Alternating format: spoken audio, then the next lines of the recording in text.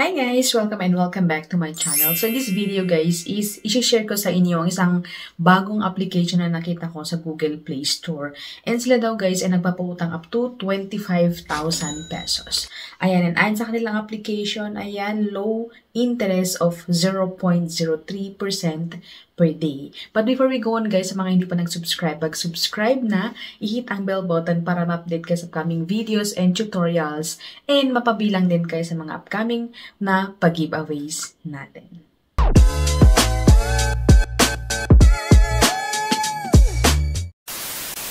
Welcome and welcome back to my channel. So in this video guys is mag-share ako sa inyo ng isang lending application na nagpapautang up to 25,000 pesos. And ayon sa kanilang application guys ay nagpapautang sila ng 2,000 to 25,000 pesos. Anyway guys, ay lalagay ko yung screenshot dyan, either dyan or dito guys, para masundan nyo naman ako sa aking step by step on how to process loan sa lending application na ito guys. Okay? So sabi dito, credit limit amount of 2,000 pesos to 25,000 pesos. And loan term of 91 days to 180 days. Zero processing fee or 0% processing fee. Ayan. Ayon sa kanilang application guys is yun na nga, borrow up to 25,000 pesos. Ayan. And daily rate of up to 0.2%. So, hindi siya 0, kundi 0.2%. Ayan. And up to 6 months repayment terms. Wow, medyo matagal-tagal guys. So, up to 6 months repayment terms. So, let's see guys kung totoo nga ba na up to 6 months ang repayment nito guys. Okay? So, sabi din dito, ayan, SEC registered, safe, and trusted. Ayan. But anyway guys, ay lagi kong sinasabi na kahit po na registered sila sa SEC, ay hindi po natin sure, hindi po natin 100% sure na sila ay goods and okay. So, mas maiging manonood po tayo mga reviews tulad nito guys para before tayo magbigay ng mga information natin and mga IDs natin ay makikita natin kung talaga nga bang legit or hindi ang isang lending application. Ayan. So, pagka-download natin ng application na ito guys is bubungad sa atin yung sabi dito na available amount of 25,000 pesos and low interest of 0.0 or 0.03% per day and long period up to 180 days and fast process in just 3 minutes. Ayan. Anyway guys, ang lending application na ito ay si Happy Cash, Easy and Happy Loan. Ayan. And powered by Yinshan Lending Incorporated. So, hindi po siya Pinoy. So, parang inchik siya. Ayan. And meron silang 4.8 stars and 11,000 reviews. Ayan. So, marami nang gumamit dito guys. Ayon dito sa application. Kasi 11,000 reviews. Diba? Okay? So, pag open natin ng application ay bumungad yung amount na maximum amount na pwede nating hiramin sa kanila and click natin yung borrow now. Ayan. So, pag claim borrow now ay makikita natin dito na maghihingi sila ng phone number. Ayan. And check natin yung maliit na bilog para agree natin yung privacy policy and service agreement. And then click natin yung let's go. Ayan. So, permission sa ating device location, please, camera, SMS. Ayan guys. And then, kung okay naman sa atin guys, click natin yung I understand and agree. Ayan. So, syempre, yung permission nga sa ating camera, sa ating phone book, ayan. So, pagka-click natin ng I understand and agree, ay makikita natin dito na permission is used to access fraud risk. So, may pa-warning sila guys, di ba? Okay, so, click natin yung enable now kung bigyan natin ng permission sa ating settings or yung X na lang sa taas. So, for me, in-X ko na lang siya. Ayan, and information security, blah, blah, blah, got it.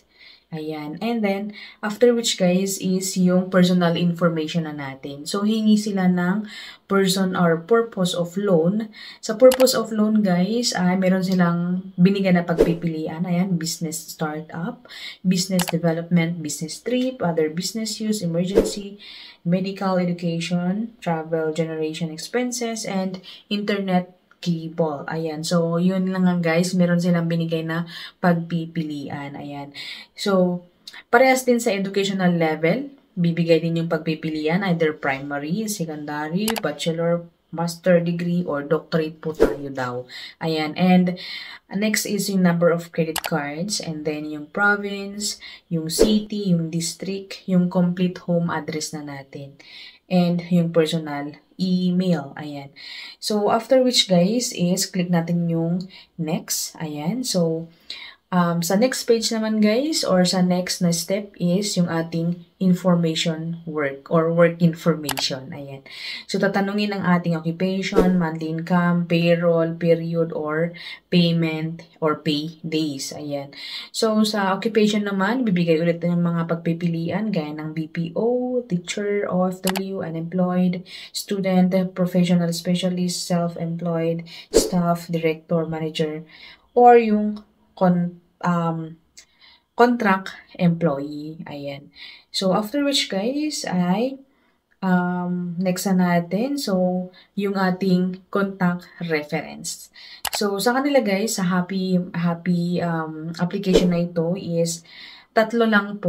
Ayan, 3 ang kanilang hihingiin guys. Okay? Pagkatapos nun guys is next na tayo. Ayan, sa ating information identification. Ayan. So, yung pa-selfie ni Mayor. Picture ng ating ID. Ayan. So, ito yung mga ID na kailangan or pwede sa kanila. PRC, SSS, UMID, Postal ID, Passport. Ito po yung mga recommended ID.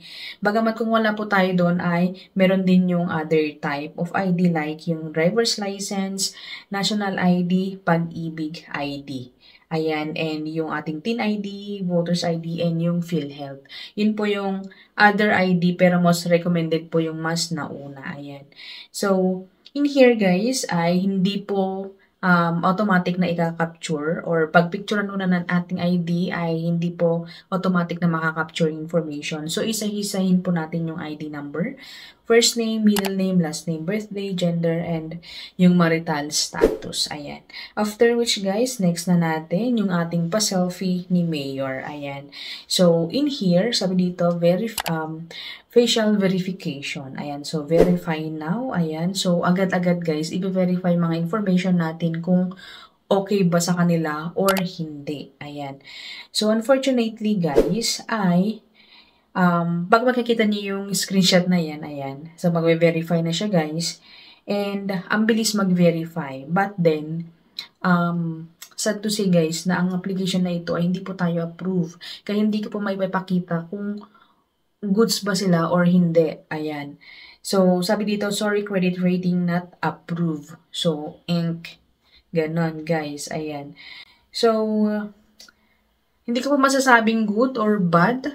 Pero sa mga nakausubok dyan, ay please comment down below. Pero ayon sa mga nababasa kong mga ratings naman dyan sa kanilang application sa Google Play Store is mas maraming hindi satisfied kasi nga, gaya ng ibang application na hindi recommended ay halos half na po yung bawas. Example is 3,000 pesos ay yung marireceive mo na lang is 2,000 something, ganyan. 2,100, ganyan yung bawas niya is malaki-laki. Pero sa mga sumubok dyan, guys, please comment down below kasi nga hindi po tayo na-approve sa video ito or sa application na ito. So, please comment down below kung goods ba sila sa inyo or hindi. So, that's it our review and sorry kasi hindi ko pa napakita yung kabubuang pwede nating ma-loan. Ayan. Bagamat ang pwede daw nating ma-loan as the first time is 3,300. Ayan. Pero hindi yun naman pinakita yung computation kasi nga po tayo po ay deny. Alright. So, thank you for watching guys and I hope na nakatulong ang video ito. Ayan. And hope to see you again on my next one. Bye!